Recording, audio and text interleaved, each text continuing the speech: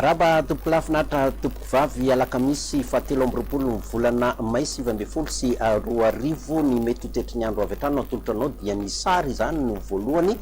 tazantsika misy an'ity rindrin-drahona mandalo ity ato atsimon'ny nosy ato zay sinda vetivetika ihany izy io arahana tsika avy atsimo antsinanana vetivetika ihany koa izay tsika atsimo antsinanana zay somary ampidina ny maripana amin'ny tapany atsimon'ny nosy iray manontolo iny izay tsika avy atsimo antsinanana izay ny andrafitra ny toetry ny androtsika dia tsika avy atsimo antsinanana somary alefaka ihany zany indray ny toetry ny androntsika raha ho amin'ny rahampitso 4 amby roapolo dia misy ny orana zany aty amin'ny faritra ny antsinanana aty ny akoatran'izay dia maina be ny andro tsy dia misy zavatra ambara firy fa misy ny zavona maraina na ny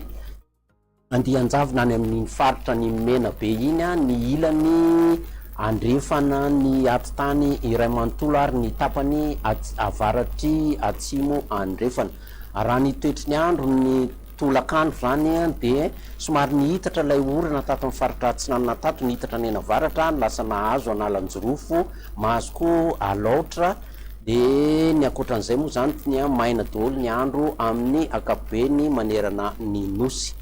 makasika ny marim-panantsika dia somary ahidina indray zao ny marim-panantsika raha 5 zao aloha no hoan'ny rahampitso 10 Antsirabe 4 any Fianaratsoa any ary ny manodidina ny morontsiraka dia 17 hatramin'ny 20 degré Celsius. Ny mafana indrindra mbola tazominy aty amin'ny faritra ny Antsoia iny maivan-tanàna iny ny faritra ny anatiny 13 hatramin'ny 14 degré Celsius ary ny faritra morontsiraka 17 hatramin'ny 20 degré Celsius. Anahoana kosa ireo toetry ny andro ivelan'ny Madagasikara ho an'ireo tanàn-dehibe dia misy ny orana ny any Johannesburg any anorana tandrifin-drahona rankotroko izy io orana rankotroka ny any Nairobi ary orana manorana ny any Paris any maina kosa ny andro ny amin'ny Milan sy Bangkok. Ho an'ireo nosy manodidina antsika dia maina ny andro ny any Comores sy Maurice any ary misy ny orana